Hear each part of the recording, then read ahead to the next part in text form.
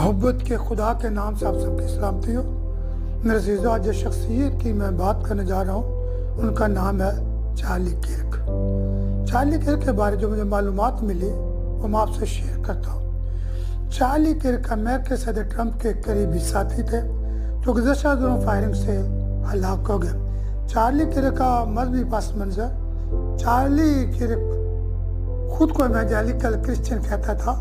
وہ مسیحیت کے فرقے سے جو مسیح پر ایمان، نجات اور بائبل کی تعلیمات پر زور دیتا ہے تعلق رکھتا تھا۔ کرک نے بتایا کہ وہ بچپن ہی سے مسیحی تھا اور 5ویں کلاس میں پہلی بار اس نے مسیحی ایمان قبول کرنے کی دعا کی، لیکن وہ کہتے ہیں نجات کا مطلب سمجھنے میں کچھ وقت لگا۔ چارلی کرک نے نوجوانی میں یسوع کو قبول کیا۔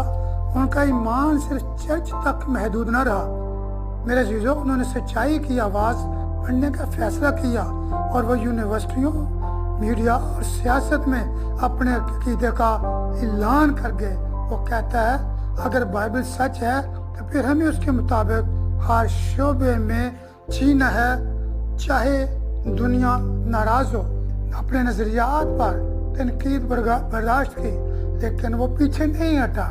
اس نے معاشرتی دباؤ کے باوجود بائبل کی سچائی کو بلند رکھا۔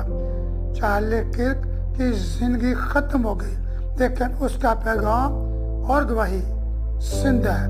وہ چاہتا تھا کہ اس کی یاد ایمان، سچائی اور ضرورت کے طور پر رہے۔ میرے عزیزو، ہم سب کی زندگی ایک دن ختم ہو جائے گی، لیکن سوال یہ ہے کیا ہم ورثہ کون سا چھوڑ کر جا رہے ہیں؟ دنیاوی کامیابی نہیں، ایمان کی میراث چھوڑ کر جانا ہے۔ چارلی کرک نے اپنی دوڑ وفاداری سے مکمل کی۔ اب وقت ہے کہ ہم اپنی دوڑ ایمان، سچائی اور جرأت کے ساتھ دوڑیں تاکہ جب ہماری زندگی ختم ہو تو خدا ہم سے کہے شاباش، آئے میرے وفادار خادم۔